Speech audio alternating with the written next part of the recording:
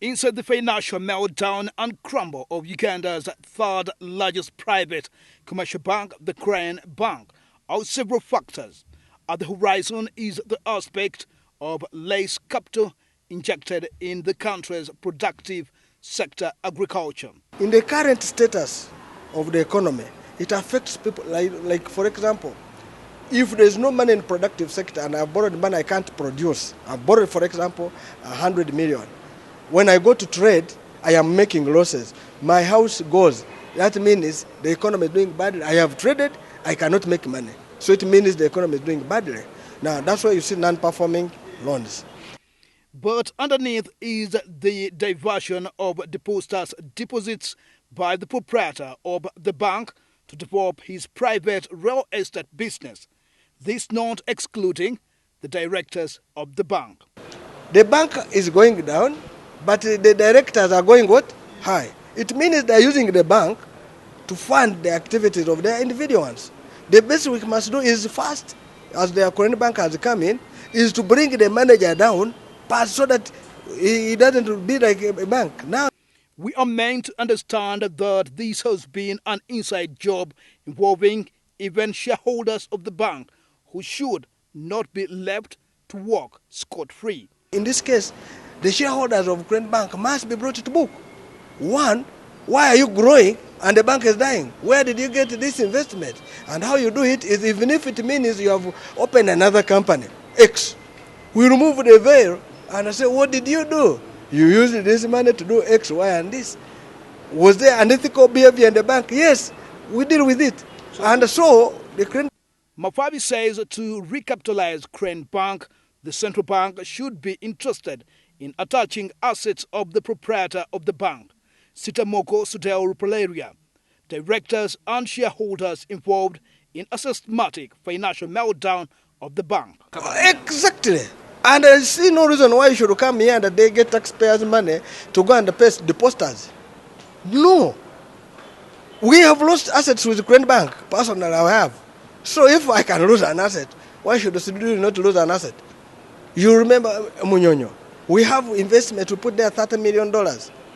But what is happening now is that the Munyonyo is divided into two. There's where they say they want to manage it under speak. There's another one managed by what we call the Commonwealth. But the same workers are the one working in both. Water is the same pipe. Now what happens, they get expenditures of the other one and bring on this one, so that this one makes losses, while the other one makes what? Profit. I can see what it is. It's terrible. You know, those are some things we must deal with. Our investigations into the sheer accumulation of wealth by SudhirRupaleria is connivance with some government officials who have deliberately sunk taxpayers' money into Sudirh's private businesses. This has seen Sudirh enjoy state protection from personalities using him as a shadow. The marine in Munyonyo is government property, but it is not in the books of government. The parking you see in Munyonyo is... Are you getting what I'm saying? So, also the people who have aided him are those same people who are in government. So it is inside trading. Inside trading. Uganda is aware. Is aware, and even some people in the government, they have been involved. They have aided the process. So they should also, as we go for Sudirh, we should go also for officials in the government, Bank of Uganda and the Ministry of Finance and even other sectors.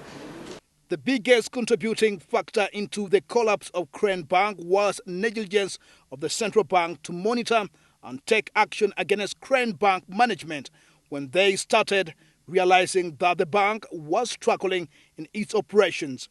Mafabi says while the central bank may be interested in recovering the lost deposits by both making the proprietor and his directors accountable for the mess, the central bank governor Emmanuel Tumusiime Mutebile should also not be left off the hook.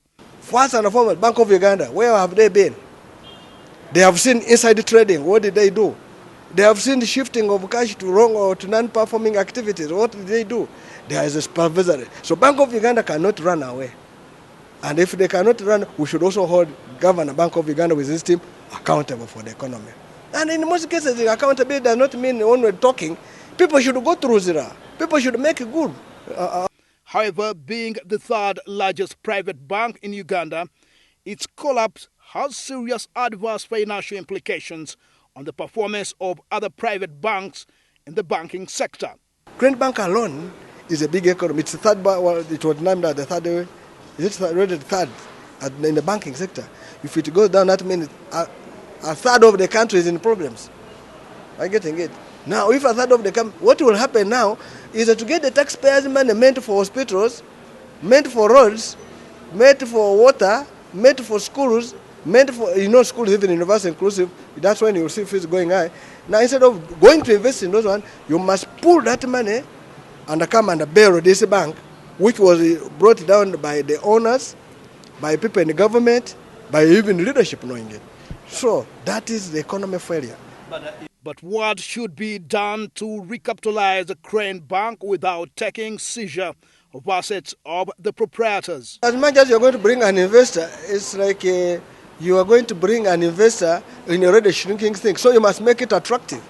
So you will say that now we're going to write off these debts. We as government, we're going to put them at zero, because if there are debts, they must be paid, liabilities. So then the government will say, no, for us, we shall handle the debts, we're giving you this asset to manage. The crumble of Crane Bank is an indicator to Ugandans that several private banks are struggling and are likely to fall suit if the state of economic affairs in the country is not well managed. But if you see Crane Bank are going down, then the problem is bigger. This is a bank which many accounts of government are. This is the bank where many government officials are. This is a bank which has got all the basic facilities you can think, aided, tax exemptions, to what, even we're not so sure if they have been paying taxes. This is a bank which has expanded, going down. Then what about those which have not had a government intervention or proactive laws which are favoring them, who are not having connected, they could have a big problem. So many financial experts claim that the crumble of Crane Bank had been projected 2 financial years back, but many chose to keep tight-lipped because of the composition in the ownership of Crane Bank that was insulated with the state protection. However, with this, a forensic investigation awaits the banking industry when Parliament resumes business. We saw it. He has been in there are many cases in the court about it. We saw it. And I can tell you, we have reports which point that this thing is beyond that, and this deal must be properly be investigated. And we as Parliament, when Parliament comes up, we are going to put a select committee to deal with the investigation of the collapsing banks, starting with Crane Bank. It is very important, because if the banking sector goes down, then we are no longer in the world. But who are some of the biggest shareholders in Crane Bank? They know the issue. And one of them is that for us, we're happy that the shareholders are around. You go and take about the second shareholder called Whites. He's from those tax havens. Those are people whereby they open companies. Even I can open a company and put it there, and I claim that it is a company there. If you went there, Bermuda, with a population of 61,000. That's where Madivan has his headquarters. That's where Meta has his headquarters. Now, if they go there, it's a population of 61,000. The headquarters does not, it's only a file in a lawyer's company. What they do is just use it as a siphoning of public resources. The reason why you... Timothy Sbasi,